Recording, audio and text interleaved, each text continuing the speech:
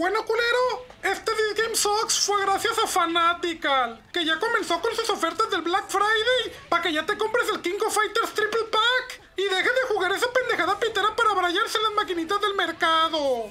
Link aquí abajo en la descripción de este video.